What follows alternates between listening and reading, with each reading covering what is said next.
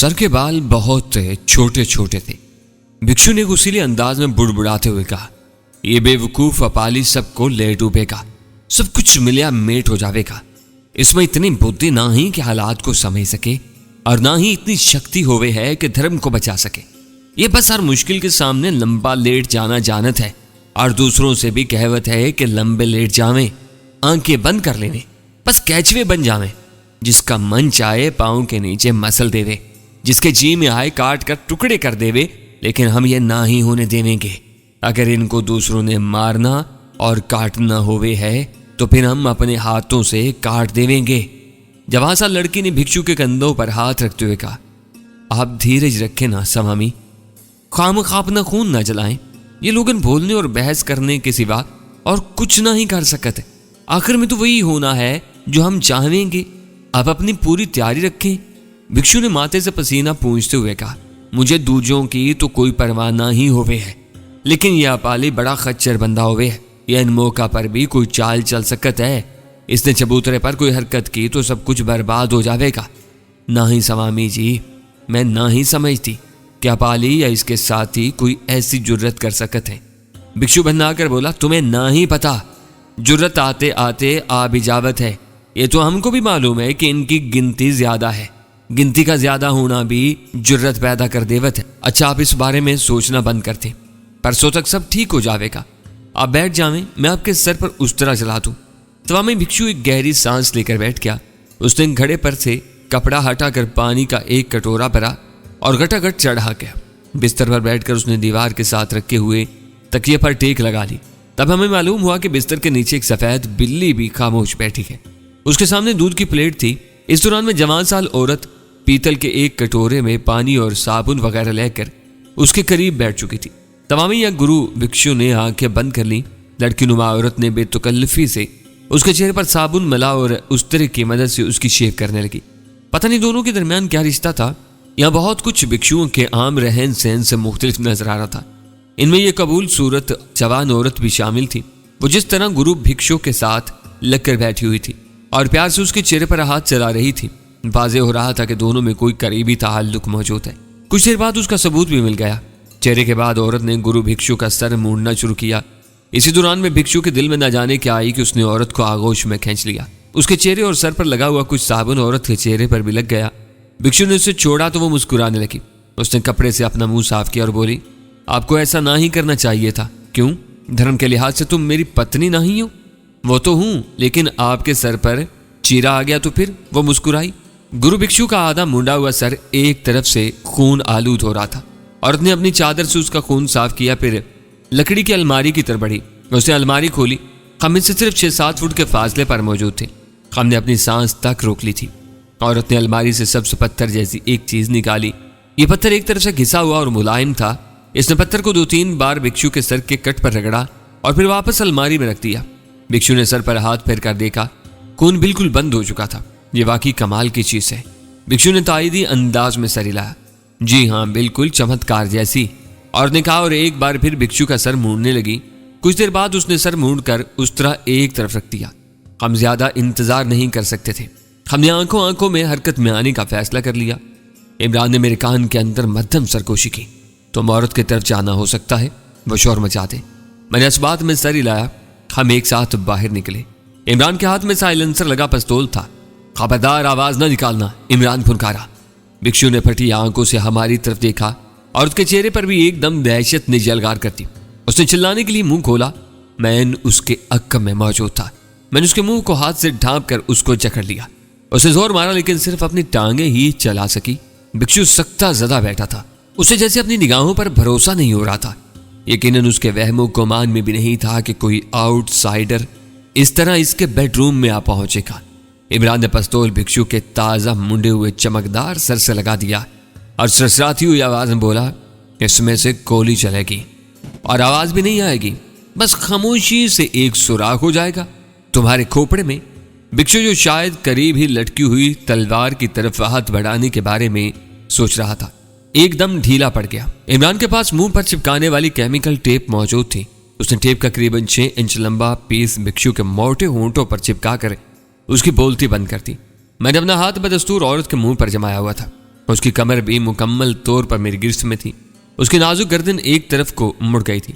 अचानक मुझे वो हादसा याद आ गया जो चौधरी अनवर गंजे की हवेली में पेश आया था। राजा ने नेतू और करिश्मा कपूर को सिर्फ खामोश रखने के लिए उसका मुंह दबाया था और वो दम घुट कर स्वर्गवासी हो गई थी।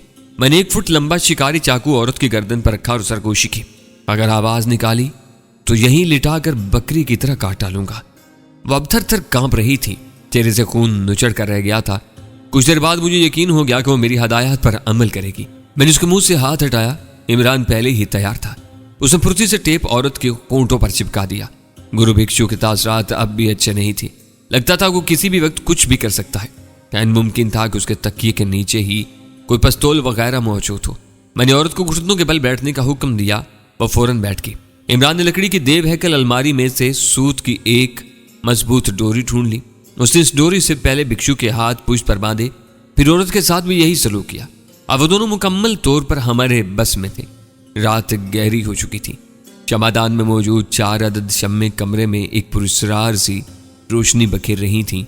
यूं लगता था कि अब भिक्षु और उसकी पत्नी को डिस्टर्ब करने इस कमरे की तरफ कोई नहीं आएगा। अगर कोई आता भी तो हम दरवाजा खोलने का इरादा हरगिज नहीं रखते थे। हम दोनों ने भिक्षु से बाजपुरस शुरू की। आम भिक्षुओं के बरक से ये शख्स करख्त और हट का बड़ा पक्का था। इसका नाम वस्ता था और ये इस दवारी मंदिर के 20 बड़े भिक्षुओं में से एक था। शुरू में तो उसने हमें कुछ बताकर नहीं दिया। इमरान ने 2-3 बार उसके मुंह पर टेप लगाया और उतारा।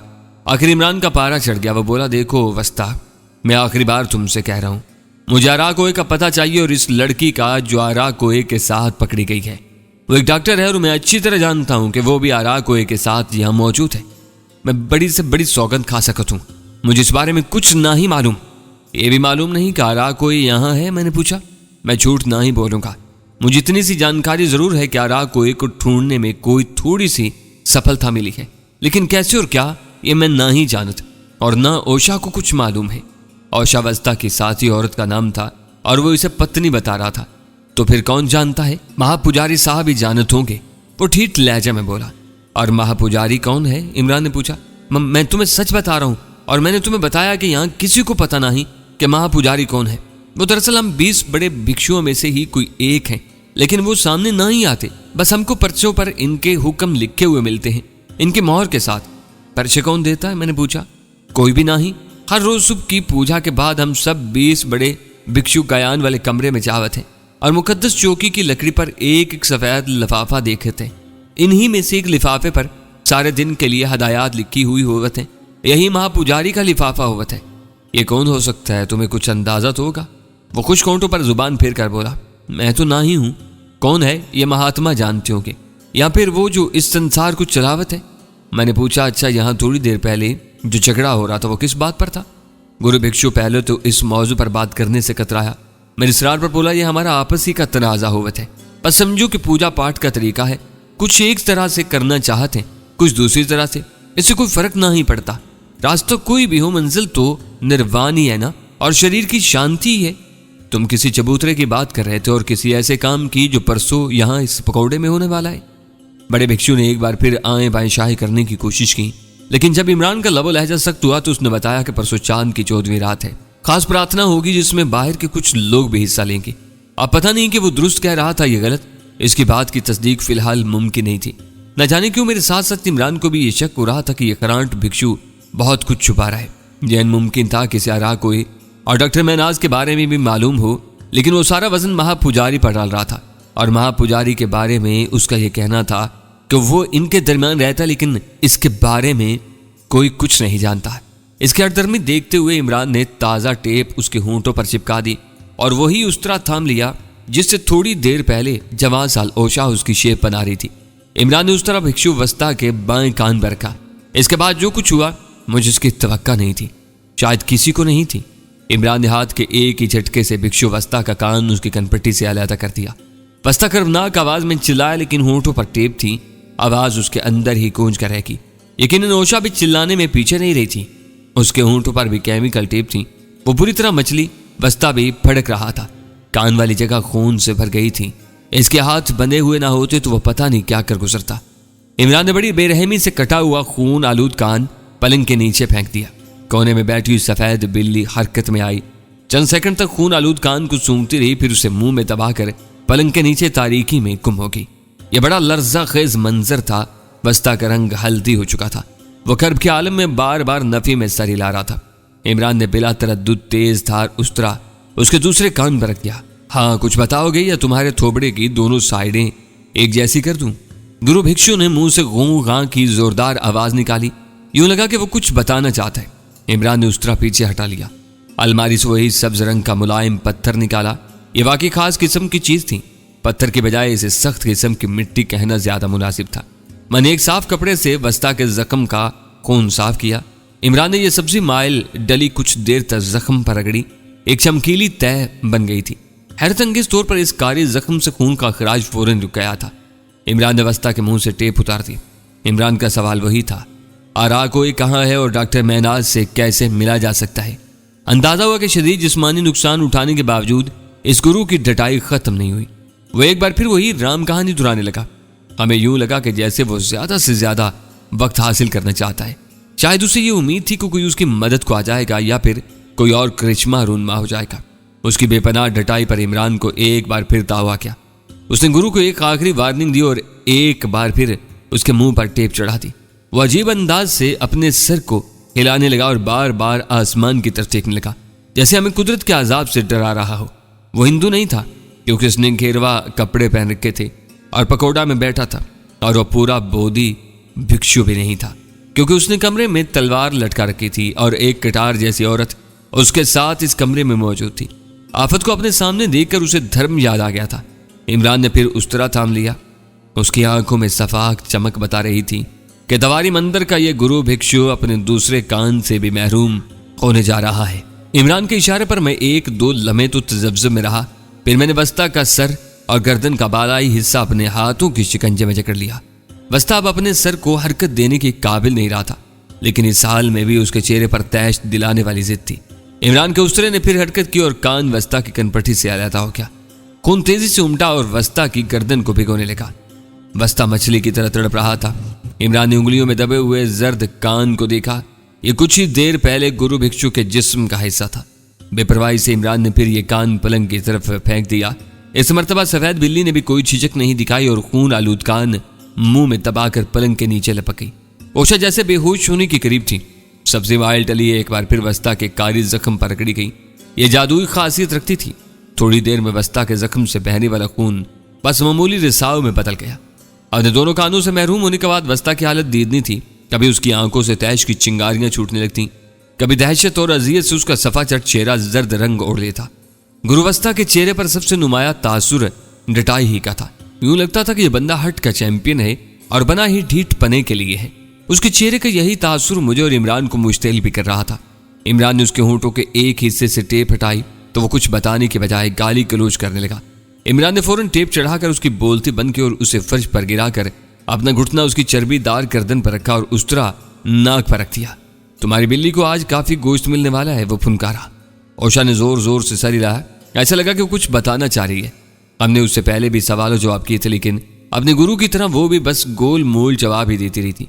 लेकिन अब लगता था कि सूरत हाल की संगीनी देखकर उसने अपने रवैये पर नजर सानी कर ली है। इमरान के इशारे पर मैंने उसके होंठों से टेप उतार दी। उसके दूधिया रुखसारों पर टेप ने गहरा निशान छोड़ा था। उसके नाजुक होंठ पे साख्ता लर्ज रहे थे। मैंने अपने शिकारी चाकू उसकी मुलायम गर्दन पर रख दिया था ताकि वह अचानक चोर मचाने की कोशिश न करे। वो आंखों में आंसू भरकर बोली, आप वचन दें कि मुझे और गुरु को कुछ ना ही कहेंगे। मैं आपके सवाल का जवाब दूंगी। जख्मी गुरु एक बार फिर मचलने लगा। वो मुंह से गूं गां की आवाजें निकाल रहा था। साफ पता चलता था कि वो ओशा को लब कुशाई से रोकना चाहता है। ओशा उसकी तरफ देख ही नहीं रही थी।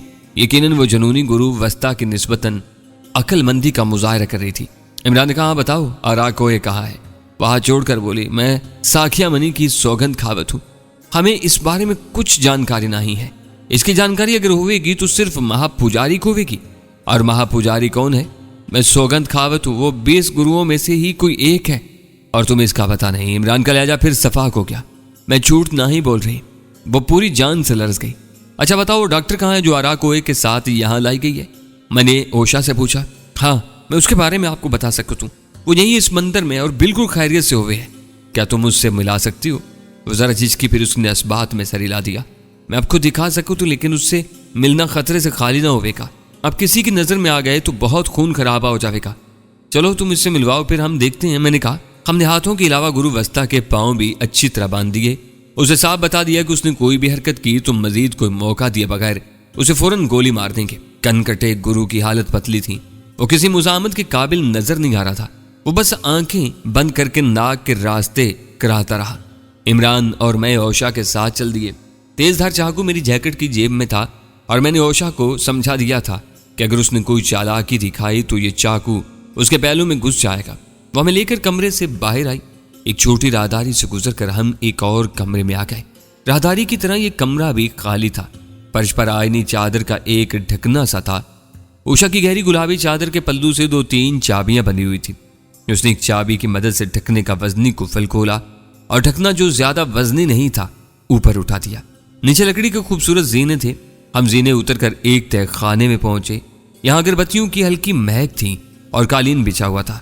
ताम रोशनी न होने के बराबर थी। ओशा में एक रोशन खिड़की के सामने ले गई। खिड़की के अंदर पर्दा सिरका हुआ था। हम अंदर का मंजर देखकर दंग रह गए। एक नहायत आरामदेह कमरा था। हमने डॉक्टर महनाज को देखा। वे गुलाबी गाउन पहने एक पलंग पर गाव तकिए से टेक लगाए बैठी थी। वो खुश नजर आती थी। बुद्ध मंदिर की 3 दासियां भी यहाँ मौजूद थीं। उन्होंने गहरी घेरवा साड़ियां पहन रखी थी। एक दासी डॉक्टर महनाज के बालों में कंघी करने में मसरूफ थी। दूसरी उसके पांव पर किसी हर्बल ऑयल की मालिश कर रही थी। करीब ही तपाई पर तरोताजा मौसमी फल रखे थे। जाहिर होता था कि महनाज यहाँ बहुत ऐशो आराम से है। ट्यूबलाइट्स की दूधिया रोशनी में वो मामूल से ज्यादा दिलकश दिखाई दे रही थी। डॉक्टर महनाज को कहां कहां तलाश नहीं किया गया था। अब भी जलाली साहब और दीगर लोग महनाज की तलाश में मारे मारे पर रहे थे और वो यहाँ लाहौर और शेखुपुरा से सैकड़ों मील दूर बहराए हिंद के किनारे इस बुद्ध मंदिर के कमरे में मौजूद थी। महनाज को देखने के बाद हम जीने तय करके ऊपर आए और फिर इसी कमरे में पहुंच गए जहां गुरु भिक्षु नीम बिस्मिल पड़ा था। कानों के बगैर उसकी शक्ल अजीब होलनाक हो चुकी थी। मेरा जहन उलझा हुआ था और यकीनन इमरान भी मेरी ही तरह सोच रहा था। हमने महनाज को यहाँ खुशो खुरम देखा था। उसकी सेहत भी पहले से बेहतर नजर आ रही थी। अगर वो इन लोगों की हबस बेजा में थी तो ऐसा क्यों था? कहीं वही अफवाहें तो दुरुस्त नहीं थी कि डॉक्टर महनाज खुद चाहती थी कि वारा कोई समेत कहीं गायब हो जाए? उसने जलाली साहब को भी धोखे में रखा है, वगैरह वगैरह। लेकिन फिर फौरन ये बात जहन में आई कि अगर ऐसा ही था तो फिर प्रोफेसर अवैस को नोटिंगम में डॉक्टर महनाज की फोन कॉल क्यों मौसूल हुई? वो फोन कॉल गालबन डॉक्टर महनाज ने इसी बुद्ध मंदिर के अंदर से की थी। उसी ने और जलाली साहब को मदद के लिए बुलाया था। अगले 8-10 मिनट में ओशा के साथ काफी मेहनत करना पड़ी। हमें पता था कि वो जो कुछ बता रही है उससे कहीं ज्यादा छुपा रही है। जब गुरु वस्ता की तरह तेज धार उस तरह ओशा के अपने कान पर आया तो उसका पित्ता पानी हो गया। वो सरतापा लरजने लगी। वो क्या आई, मेरे लोगन मुझे जिंदा ना ही छोड़ेंगे। मेरी हत्या बड़ी दर्दनाक होगी। इमरान ने कहा, खुद इन लोगों के साथ बहुत कुछ दर्दनाक होने वाला है। तुम्हारे पास इसके सिवा कोई चारा नहीं कि हमारे सवालों के जवाब दो या अगले 10-15 मिनट के अंदर कनकटी और नखकटी कहलाने के लिए तैयार हो जाओ। मम, मैंने सब कुछ तो बता दिया, अब क्या रह गया है? वह हकलाई। सबसे पहले यह बताओ कि डॉक्टर महनाज को यहाँ क्यों रखा गया है? इसके साथ क्या मामला हो रहा है? इमरान ने दरियाफ्त किया। वो सिसक कर बोली, इसको मार दिया जाएगा, इसकी बलि दे दी जाएगी। कब? परसों। अच्छा, तो तुम लोग परसों की जिस पूजा पाठ की बात कर रहे हो वो यही खून खराबा है। औशा ने रोते हुए इस बात में सर हिलाया। कैसे दी जाएगी बलि? इमरान ने पूछा। इसके हाथों और पांव की सारी उंगलियां काट दी जाएंगी। इसका खून अराकोए पर छिड़का जाएगा। हमारा धर्म कहवत है कि अराकोए को चुराने वाले का खून अगर इस पर छिड़क दिया जावे तो वह हमेशा के लिए महफूज हो जाएगा। लेकिन 5 साल पहले भांडियल एस्टेट वाले वाकये में तो ऐसा नहीं किया गया था। मूर्ति चुराने वाले को सिर्फ बंदी बनाया गया था और इन्हें पकौड़ा में मुशक्कत की सजा दी गई थी। मैंने कहा, गुरु कहवत है इसीलिए तो मूर्ति अराकोए दोबारा चोरी हुई। अगर तब मन खड़ा करके यह सजा दे दी जाती तो ये आफत न पड़ती।